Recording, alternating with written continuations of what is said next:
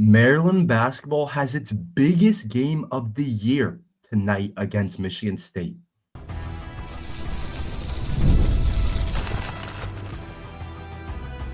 You are Locked On Terps, your daily podcast on the Maryland Terps, part of the Locked On Podcast Network. Your team every day.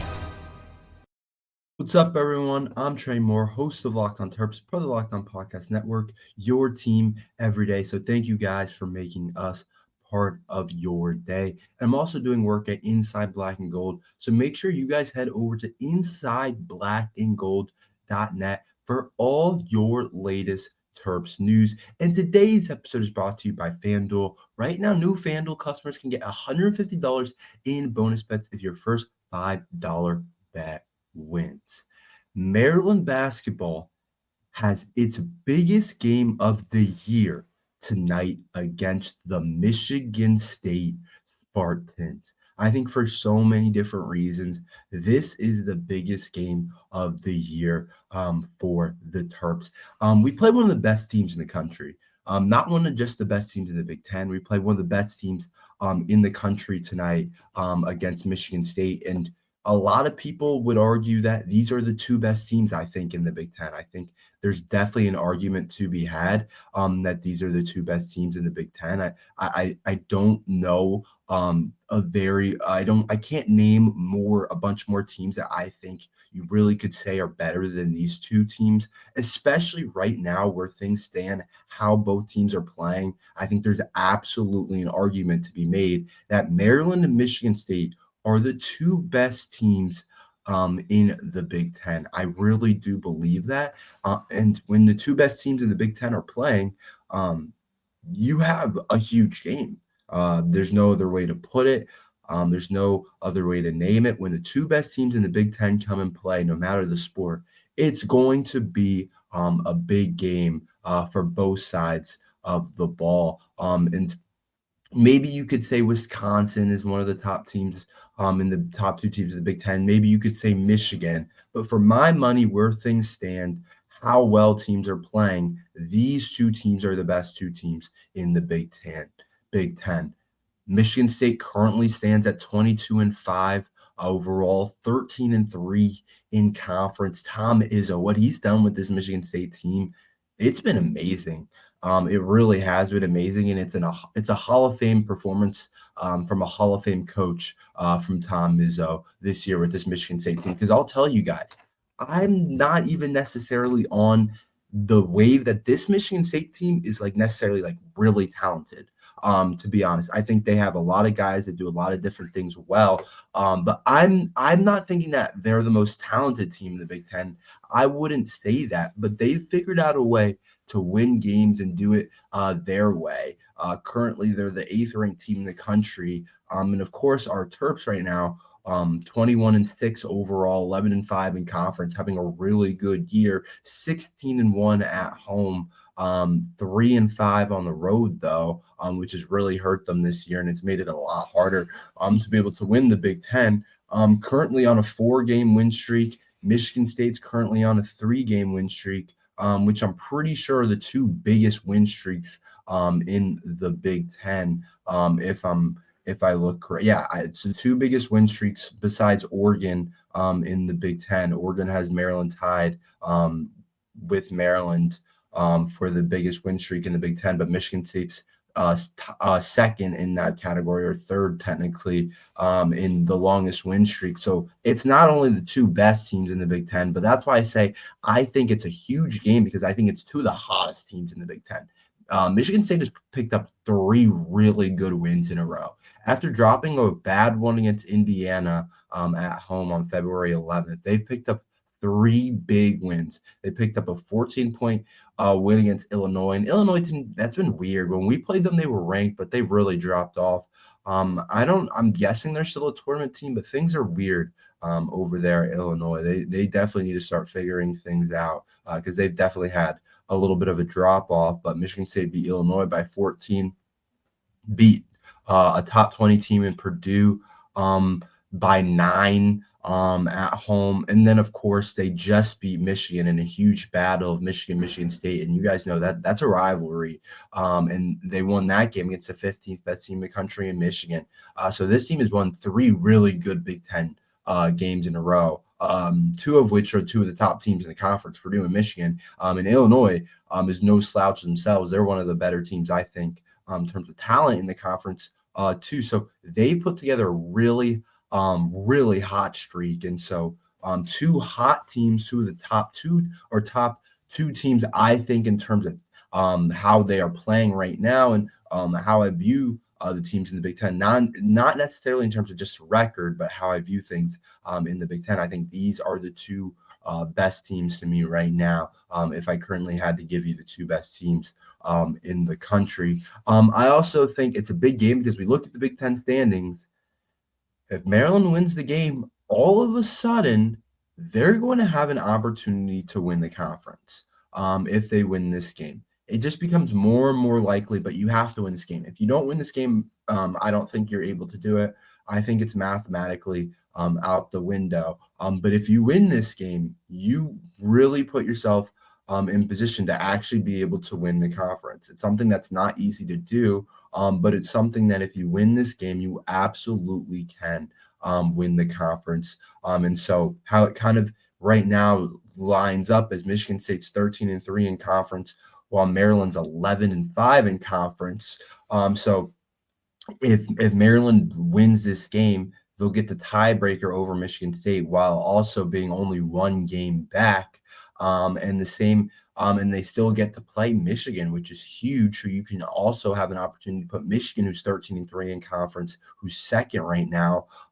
They have an opportunity to drop back and lose to Maryland. And then from that point on, you would really need Michigan to beat Michigan State and hopefully for Michigan to drop another game somewhere in there. But it's entirely possible for the Terps to win the Big Ten. So it's really on the table. It's definitely not likely still. Maryland has to win out, which I think won't be easy with two huge games, and it kind of starts tonight. But it is a reason why this game's big. They have a chance to get a share of the Big Ten title or win the Big Ten title if they regular season title if they win tonight, and it just gets more and more likely and more of a realistic shot where I said it a week ago, I was kind of like, I see this as a potential and as it could happen.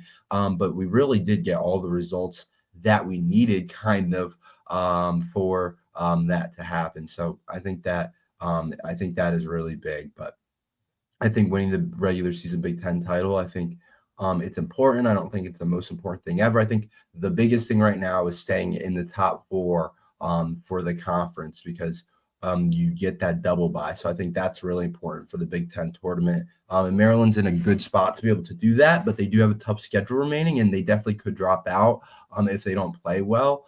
So I think that's something else that I'm going to be looking at for the Terps. But it's also a big game because I think it's at home. This year's been weird. I think it's taken a little bit for the fans to kind of accustom themselves with a team that's actually good. I think they kind of got scarred from last year, and we had some big games where there weren't a ton of people there, to be honest. Like it didn't feel like that normal Maryland basketball atmosphere, and it just wasn't. It was kind of a letdown, I think, for the team and just for some of the other Maryland fans to look at the atmosphere and say, a lot of the students aren't here, a lot of the stands are open. And this is a game against Michigan State where you play a top 10 team in the country like Michigan State at home. You don't always get those opportunities to get those types of home games. I know it's on a Wednesday at 6:30, which isn't the best time, but the word on the street and what Maryland's posted on their Instagram and Twitter and all that stuff is that the game's sold out, which doesn't surprise me at all. Doesn't surprise me that it's sold out, but that's the word on the street is that the game is sold out. So I think that is going to be a big part of this game is the home court advantage. I think it's another game why it's important because if Maryland wins this game, people are really going to talk about the Terps. I think the fans are going to be really excited. The national media is going to be super excited. I really think that there's going to be even a new momentum with this Maryland program, where right now they're already kind of getting a lot of national recognition. A lot of people are talking about us, and that's important for not only the team this year, but just for future teams, for recruiting. When we think about in the off season, this team's going to need some probably more portal work next offseason. We bring some guys back, but we lose a lot of guys. We're going to lose Julian Reese. We'll probably lose Derek Queen to the NBA. We'll lose Selton Miguel. And we want an influx of guys in the portal. And if you have a team that just put together a really good year, that there's a lot of momentum behind, a lot of people are talking about, a lot of people feel good about, you're going to be able to get guys easier. There's always a grander kind of scheme with this, but I'm really excited for the game tonight.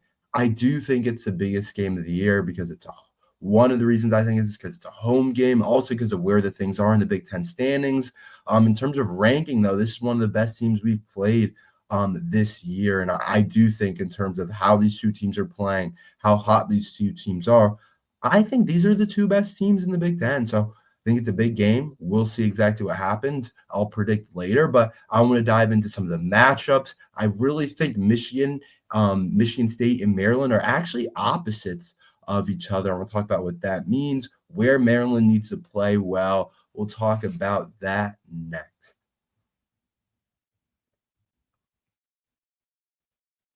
When the game tips off, the NBA action is just getting started, and there's no better place to get in on it than FanDuel, America's #1 sports book. Because with FanDuel, you can place live bets throughout the game. So even if you miss the opening tip or want to bet on the fourth quarter comeback, you could stay in the action. And if you're looking for a bigger payout, you can even combine your live bets in the same game parlays. I love using FanDuel's live betting feature because it keeps every moment of the game exciting.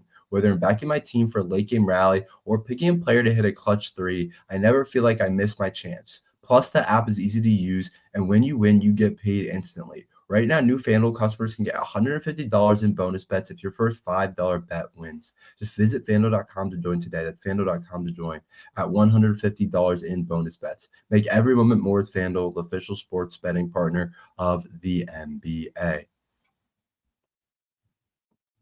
I want to talk about some matchups tonight and what I think Maryland needs to do, why I think Maryland Michigan State is so interesting. To me, they're opposites of each other. These two teams are, like, to me, really different, actually, from each other. And I really think they're opposites. You talk about Maryland, you talk about the Crab Five and all of that kind of thing, and how that's been really big for the Terps, and how we might have the best starting five in college basketball. A lot of people are talking about that. And I thought Julian Reese's comment was really nice, how he said, we're way more than just a starting five. Our team is way more than that. But obviously, from the media spot, we're going to talk about it. Maryland leads the team in points per game from their starting lineup. We've been one of the best starting lineups. I've sat in here and argued we're a top 5 unit, starting unit in the country in terms of our starting lineup. And I really believe that. I think it's really talented. I think it's really good. And you guys know how I feel about it, so I don't have to get into it that much. But the Crab Five, but Michigan State's team is absolutely different. It's literally the complete opposite as Maryland's. Maryland relies on a really strong starting 5 unit with not much depth, not much bench presence, not much going on there. And we know that about the Terps, where Michigan State and Tom Izzo's team, they can go 10 deep. They have a lot of really good playable players. And they only have 2 guys averaging double digits. Only Jaden Akins, only Jace Richardson. And it's not like they're averaging 18, 20. They're averaging 13. Atkins is averaging 13. Jace Richardson's averaging 10.8. So it's not like they're averaging 20 points per game. And it's oh, that's the reason why they only have 2 guys. No, this is the most balanced entire team I've seen in a while. And it's weird from Michigan State because you ask yourself, okay, they're balanced. They have a lot of good players, but does that win? They have a lot of solid players. I don't think they have a lot of guys that are great, but they have a bunch of good guys that can play well. But I also think it can kind of be scary for a Michigan State team sometimes offensively, where they have so many guys that play. When you go down the roster and look at it, they have 1, 2, 3, 4, 5, 6, 7, 8, 9, 10 guys that average above 15 minutes per game. They're going to play a lot of different guys versus Maryland isn't. We're going to rely on our starters. We're going to play our starters a lot of minutes. And I think this can be an advantage for a Maryland team. I think our starting five is better than theirs. I do. I think we have more kind of oomph to our lineup. I think we have more offensive power to our lineup. And I think the big question is Michigan State going to tire us out? Are they going to tire us out? And I don't think so. And that's a big reason why I feel good about this Maryland team, because I know that our depth isn't good, but I think Kevin Rule does just a good job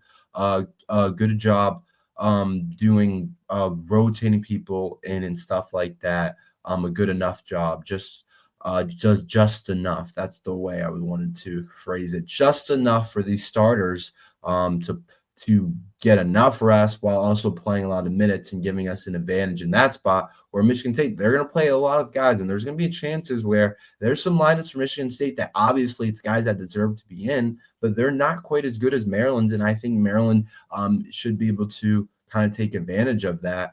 And then I think Michigan State, if it gets down the stretch, I feel good about Maryland as well, because I feel like Michigan State. Atkins is obviously good. Jace Richardson's obviously good, but it's like, who do you kind of go to in big spots? I guess you can say those two. But Atkins, who's probably, I think, their best player going into the year, was supposed to be their best player, is only shooting 28% from three. This Michigan State team only shoots 29% from three. So it's not like they're shooting the ball particularly really well. So I think that plays to Maryland's advantage as well. I think how we guard Jace Richardson, their freshman, is going to be really big. Michigan kind of goes with how he's playing.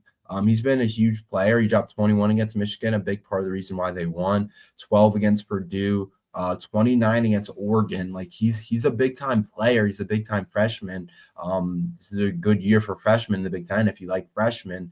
But to me, he's not always going to be the guy that drops 20. There's games where he only has 10, 11. And so I think if you limit Jace Richardson, and if he doesn't become a star type of guy, and he becomes more of a not a role type of player, but just like a decent type of starter where he gets like 12 points and 3 assists. If you do that against him, I think you're in a good spot. And he's shown that some games he'll do that. He's a really talented player, but I think it's a big part of how Maryland wins this game. If you stop Jace Richardson, if you slow him down, I think Maryland could be in a really good spot, because a lot of it's running through this kid. And I think to start the year, a lot of people thought he was going to be good, but they didn't think he was going to be this good. And so he's come in and really helped them a lot. And then obviously Atkins is interesting because he hasn't played well for a lot of the year, but he can get going at any point. But he has been shooting well. 16.7% from three against Michigan, didn't make a three against Purdue, didn't make a three against Illinois, 22% against Indiana. Like, he's having a cold shooting stride, and that's a big thing. Don't let him get hot, because he's a guy, if he gets hot, Michigan State, that's how they could win the game if he starts getting hot. So I think that's a big part of this. I do think that Gillespie and Rodney Rice, how they match up with Atkins, Richardson, and also Trey Holman, another guard for them, is big. And then I think Julian Reese and Derek Queen should be able to outproduce their bigs. I think their bigs, they have some interesting guys like Cohen Carr's an athletic freak. They have the Xavier Booker guy that's decent, was a really talented recruit, Carson Cooper, and Jackson Kohler. Like, they have some guys down there, but I do think that Maryland, Derek Queen and Julian Reese have a lot more punch than these guys, and I think that's a matchup where I feel good about us winning. The guard spot's the one where I question and say, I think they have good guards. I think they have good players. I think the guard matchup's pretty even, honestly. I think Gillespie, Rice, Miguel match up pretty evenly with Atkins, Jace Richardson, Trey Holman. So I do think that's a pretty even matchup there. But I think styles make fights, and you look at it and you say, a really deep Michigan State team against a Maryland team that has a nickname for their starting five and the Crab Five and is really talented, makes for a really interesting game. I'm going to get into my predictions. Who do I think will win the game? We'll talk about that next.